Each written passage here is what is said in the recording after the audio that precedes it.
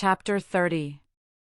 After well considering the matter while I was dressing at the Blue Boar in the morning, I resolved to tell my guardian that I doubted Orlick's being the right sort of man to fill a post of trust at Miss Havisham's. "Why, of course he is not the right sort of man, Pip," said my guardian, comfortably satisfied beforehand on the general head, "because the man who fills the post of trust never is the right sort of man." It seemed quite to put him into spirits to find that this particular post was not exceptionally held by the right sort of man, and he listened in a satisfied manner while I told him what knowledge I had of Orlick. "Very good, Pip," he observed, when I had concluded. "I'll go round presently, and pay our friend off." Rather alarmed by this summary action, I was for a little delay, and even hinted that our friend himself might be difficult to deal with. "Oh no, he won't," said my guardian, making his pocket handkerchief point, with perfect confidence. "I should like to see him argue the question with me." As we were going back together to London by the midday coach, and as I breakfasted under such terrors of Pumblechook that I could scarcely hold my cup, this gave me an opportunity of saying that I wanted a walk, and that I would go on along the London road while Mr. Jaggers was occupied, if he would let the coachman know that I would get into my place when overtaken. I was thus enabled to fly from the Blue Boar immediately after breakfast. By then making a loop of about a couple of miles into the open country at the back of Pumblechook's premises, I got round into the High Street again, a little beyond that pitfall, and felt myself in comparative security. It was interesting to be in the quiet old town once more, and it was not disagreeable to be here and there suddenly recognized and stared after. One or two of the tradespeople even darted out of their shops and went a little way down the street before me, that they might turn, as if they had forgotten something, and pass me face to face, on which occasions I don't know whether they or I made the worse pretence, they of not doing it, or I of not seeing it. Still my position was a distinguished one, and I was not at all dissatisfied with it, until fate threw me in the way of that unlimited miscreant, Trabb's boy. Casting my eyes along the street at a certain point of my progress, I beheld Trabb's boy approaching, lashing himself with an empty blue bag. Deeming that a serene and unconscious contemplation of him would best beseem me, and would be most likely to quell his evil mind, I advanced with that expression of countenance, and was rather congratulating myself on my success, when suddenly the knees of Trabb's boy smote together, his hair uprose, his cap fell off, he trembled violently in every limb, staggered out into the road, and crying to the populace, "Hold me! I'm so frightened," feigned to be in a paroxysm of terror and contrition, occasioned by the dignity of my appearance. As I passed him, his teeth loudly chattered in his head, and with every mark of extreme humiliation, he prostrated himself in the dust. This was a hard thing to bear, but this was nothing. I had not advanced another 200 yards when, to my inexpressible terror, amazement, and indignation, I again beheld Trabb's boy approaching. He was coming round a narrow corner. His blue bag was slung over his shoulder, honest industry beamed in his eyes, a determination to proceed to Trabb's with cheerful briskness was indicated in his gait. With a shock he became aware of me, and was severely visited as before, but this time his motion was rotatory, and he staggered round and round me with knees more afflicted, and with uplifted hands as if beseeching for mercy. His sufferings were hailed with the greatest joy by a knot of spectators, and I felt utterly confounded. I had not got as much further down the street as the post office, when I again beheld Trabb's boy shooting round by a back way. This time, he was entirely changed. He wore the blue bag in the manner of my greatcoat, and was strutting along the pavement towards me on the opposite side of the street, attended by a company of delighted young friends to whom he from time to time exclaimed, with a wave of his hand, "Don't know ya."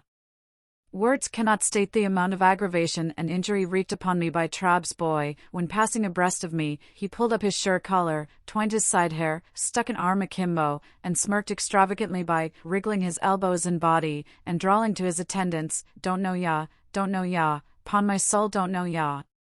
The disgrace attendant on his immediately afterwards taking to crowing and pursuing me across the bridge with crows, as from an exceedingly dejected fowl who had known me when I was a blacksmith, culminated the disgrace with which I left the town, and was, so to speak, ejected by it into the open country.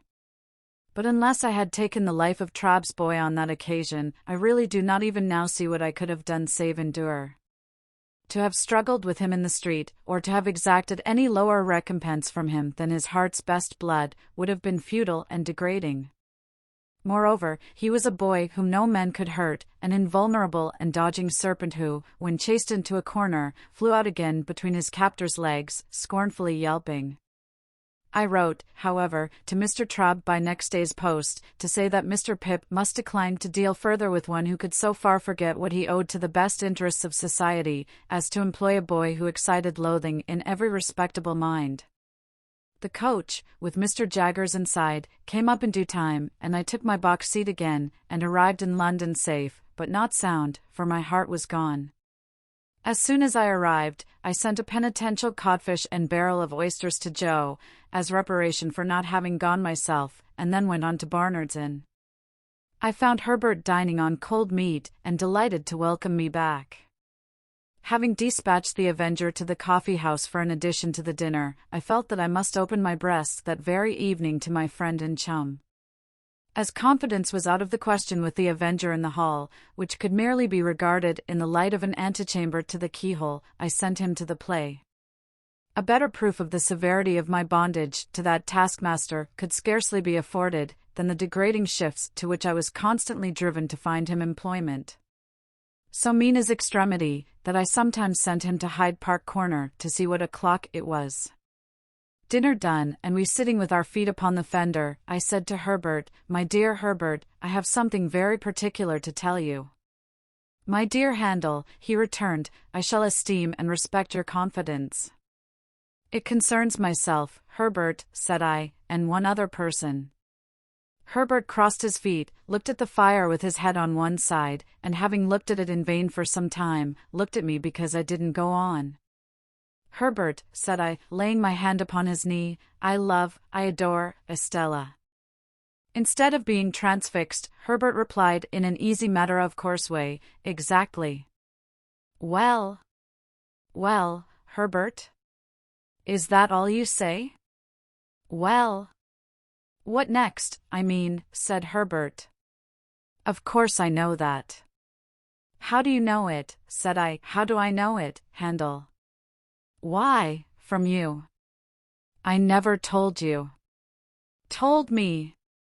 "You have never told me when you have got your hair cut, but I have had senses to perceive it. You have always adored her, ever since I have known you. You brought your adoration and your portmanteau here together." "Told me." "Why, you have always told me all day long. When you told me your own story, you told me plainly that you began adoring her the first time you saw her, when you were very young indeed."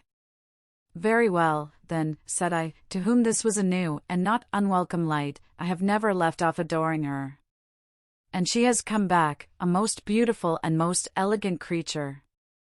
And I saw her yesterday. And if I adored her before, I now doubly adore her." "Lucky for you then, Handel," said Herbert, "that you are picked out for her and allotted to her. Without encroaching on forbidden ground, we may venture to say that there can be no doubt between ourselves of that fact. Have you any idea yet of Estella's views on the adoration question?" I shook my head gloomily. "Oh, she is thousands of miles away from me," said I. "Patience, my dear Handel, time enough, time enough." "But you have something more to say?" "I am ashamed to say it," I returned, "and yet it's no worse to say it than to think it." "You call me a lucky fellow." "Of course, I am. I was a blacksmith's boy but yesterday, what shall I say I am, today?" "Say a good fellow, if you want a phrase," returned Herbert, smiling, and clapping his hand on the back of mine, "a good fellow, with impetuosity and hesitation, boldness and diffidence, action and dreaming, curiously mixed in him." I stopped for a moment to consider whether there really was this mixture in my character. On the whole, I by no means recognized the analysis, but thought it not worth disputing. "When I ask what I am to call myself today, Herbert," I went on, "I suggest what I have in my thoughts. You say I am lucky. I know I have done nothing to raise myself in life, and that fortune alone has raised me, that is being very lucky. And yet, when I think of Estella, and when don't you, you know?" Herbert threw in, with his eyes on the fire, which I thought kind and sympathetic of him. Then, my dear Herbert, I cannot tell you how dependent and uncertain I feel, and how exposed to hundreds of chances. Avoiding forbidden ground, as you did just now, I may still say that on the constancy of one person, naming no person, all my expectations depend. And at the best, how indefinite and unsatisfactory, only to know so vaguely what they are. In saying this, I relieved my mind of what had always been there, more or less, though no doubt most since yesterday. Now, Handel, Herbert replied, in his gay, hopeful way, it seems to me that in the despondency of the tender passion, we are looking into our gift-horse's mouth with a magnifying glass. Likewise, it seems to me that, concentrating our attention on the examination, we altogether overlook one of the best points of the animal. Didn't you tell me that your guardian, Mr. Jaggers, told you in the beginning that you were not endowed with expectations only? And even if he had not told you so, though that is a very large if, I grant, could you believe that of all men in London, Mr. Jaggers is the man to hold his present relations towards you unless he were sure of his ground? I said I could not deny that this was a strong point. I said it, people often do so, in such cases, like a rather reluctant concession to truth and justice, as if I wanted to deny it.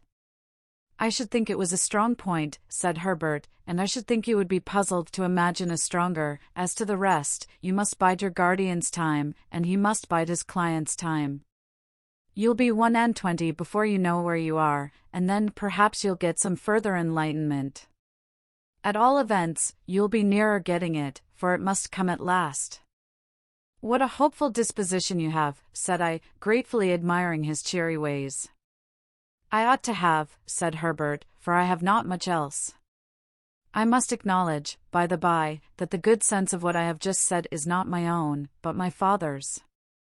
The only remark I ever heard him make on your story was the final one, the thing is settled and done, or Mr. Jaggers would not be in it.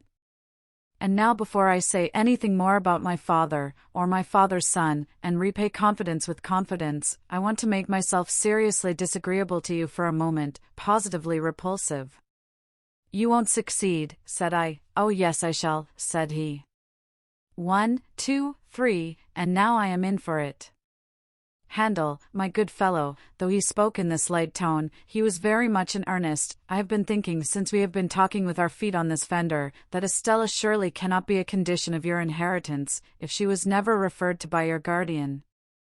Am I right in so understanding what you have told me, as that he never referred to her, directly or indirectly, in any way?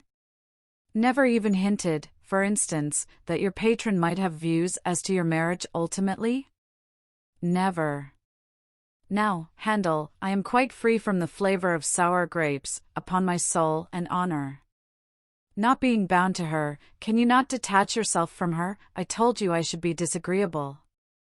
I turned my head aside, for, with a rush and a sweep, like the old marsh winds coming up from the sea, a feeling like that which had subdued me on the morning when I left the forge, when the mists were solemnly rising, and when I laid my hand upon the village finger-post, smote upon my heart again. There was silence between us for a little while. Yes, but my dear Handel, Herbert went on, as if we had been talking, instead of silent, its having been so strongly rooted in the breast of a boy whom nature and circumstances made so romantic, renders it very serious. Think of her bringing up, and think of Miss Havisham. Think of what she is herself. Now I am repulsive and you abominate me. This may lead to miserable things. I know it, Herbert, said I, with my head still turned away, but I can't help it. You can't detach yourself? No. Impossible. You can't try, Handel? No. Impossible. Well, said Herbert, getting up with a lively shake as if he had been asleep, and stirring the fire, now I'll endeavor to make myself agreeable again. So he went round the room and shook the curtains out, put the chairs in their places, tidied the books and so forth that were lying about, looked into the hall, peeped into the letter-box, shut the door, and came back to his chair by the fire, where he sat down, nursing his left leg in both arms. I was going to say a word or two, Handel, concerning my father and my father's son. I am afraid it is scarcely necessary for my father's son to remark that my father's establishment is not particularly brilliant in its housekeeping. There is always plenty, Herbert, said I, to say something encouraging. Oh, yes. And so the dustman says, I believe, with the strongest approval, and so does the marine store shop in the back street. Gravely, Handel, for the subject is grave enough, you know how it is as well as I do. I suppose there was a time once when my father had not given matters up, but if ever there was, the time is gone. May I ask you if you have ever had an opportunity of remarking, down in your part of the country, that the children of not exactly suitable marriages are always most particularly anxious to be married? This was such a singular question, that I asked him in return, is it so? I don't know, said Herbert, that's what I want to know. Because it is decidedly the case with us. My poor sister Charlotte, who was next me and died before she was 14, was a striking example. Little Jane is the same. In her desire to be matrimonially established, you might suppose her to have passed her short existence in the perpetual contemplation of domestic bliss. Little Alec in a frock has already made arrangements for his union with a suitable young person at Kew. And indeed, I think we are all engaged, except the baby. Then you are, said I. I am, said Herbert, but it's a secret. I assured him of my keeping the secret, and begged to be favored with further particulars. He had spoken so sensibly and feelingly of my weakness that I wanted to know something about his strength. May I ask the name? I said. Name of Clara, said Herbert. Live in London? Yes, perhaps I ought to mention, said Herbert, who had become curiously crestfallen and meek, since we entered on the interesting theme, that she is rather below my mother's nonsensical family notions. Her father had to do with the victualling of passenger ships. I think he was a species of purser. What is he now? Said I. He's an invalid now, replied Herbert. Living on? On the first floor, said Herbert. Which was not at all what I meant, for I had intended my question to apply to his means. I have never seen him, for he has always kept his room overhead, since I have known Clara. But I have heard him constantly. He makes tremendous roars, and pegs at the floor with some frightful instrument. In looking at me and then laughing heartily, Herbert for the time recovered his usual lively manner. Don't you expect to see him? Said I. Oh yes, I constantly expect to see him, returned Herbert, because I never hear him, without expecting him to come tumbling through the ceiling. But I don't know how long the rafters may hold. When he had once more laughed heartily, he became meek again, and told me that the moment he began to realize capital, it was his intention to marry this young lady. He added as a self-evident proposition, engendering low spirits, but you can't marry, you know, while you're looking about you. As we contemplated the fire, and as I thought what a difficult vision to realize the same capital sometimes was, I put my hands in my pockets. A folded piece of paper in one of them attracting my attention, I opened it and found it to be the playbill I had received from Joe, relative to the celebrated provincial amateur of Russian renown. And bless my heart, I involuntarily added aloud, it's tonight. This changed the subject in an instant, and made us hurriedly resolve to go to the play. So, when I had pledged myself to comfort and abet Herbert in the affair of his heart by all practicable and impracticable means, and when Herbert had told me that his affianced already knew me by reputation and that I should be presented to her, and when we had warmly shaken hands upon our mutual confidence, we blew out our candles, made up our fire, locked our door, and issued forth in quest of Mr. Wopsle and Denmark.